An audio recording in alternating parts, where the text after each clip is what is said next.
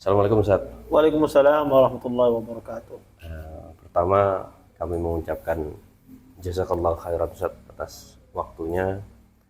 Kemudian ada beberapa pertanyaan Ustaz terkait dengan pendidikan anak ini Ustaz. Kalau kita lihat periode pendidikan terlama itu kan di sekolah dasar Ustaz. Jadi jangan sampai kemudian kita sebagai orang tua itu salah memilih lembaga pendidikan. Apakah ada tips atau mungkin nasihat Ustaz bagi kami orang tua ini dalam memilih lembaga pendidikan yang ideal Ustaz? Ya, jazakallahu khair atas pertanyaannya ya. Ini pertanyaan yang bagus sekali berkaitan bagaimana cara orang tua memilih lembaga pendidikan yang baik untuk anaknya. Pertama, tentu kita mencari lembaga pendidikan itu yang bernafaskan berdasarkan Al-Quran dan As-Sunnah. Kenapa? Karena penting. Ya, pendidikan itu berdasarkan Al-Quran dan As-Sunnah, apalagi di waktu kecil. Karena pendidikan di waktu kecil itu sangat membekas pada diri anak-anak. Sehingga harus dipastikan ketika kita memasukkan anak itu, pendidikan tersebut berasaskan Al-Quran dan As-Sunnah. Kemudian yang kedua, ketika kita mencari lembaga pendidikan juga kita melihat guru yang mengajar. Karena tentunya ya, anak didik itu sangat erat kaitannya dengan seorang pengajar, seorang pendidik. Makanya pendidiknya pun juga harus bermanhaj yang benar, berakidah yang benar. Dan ini penting untuk pendidikan anak-anak kita. Kemudian yang ketiga, kita melihat kurikulumnya.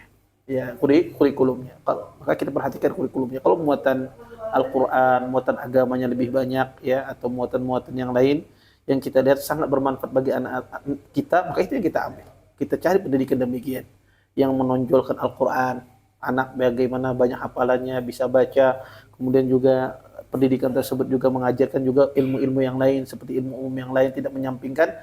Maka pendidikan modal semacam inilah yang kita cari untuk anak-anak didik kita. Kemudian yang terakhir tentu fasilitas itu tentu juga penting ya bagi soal pendidikan untuk anak kita, tetapi itu bukan suatu tujuan utama. Kalau bisa ada fasilitas yang lengkap, tentu itu yang kita pilih. Tapi kalau tidak ada, maka tadi tiga yang di awal tadi, pendidikannya itu berdasarkan Al-Quran dan As-Sunnah, pengajarnya juga pengajar yang kompeten dan berakidah yang baik, berakidah yang benar, kemudian kurikulum yang bagus, kurikulum yang standar, ya kurikulum yang bernapaskan menonjolkan Al-Quran, hafalan, ya, baca-bacaan huruf Arab atau bacaan-bacaan Latin, juga ilmu-ilmu umum.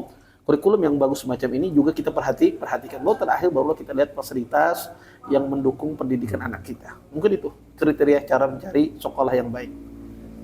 Kemudian Ustaz, kalau sebagai lembaga pendidikan Ustaz, kemudian ketika sudah diamanahi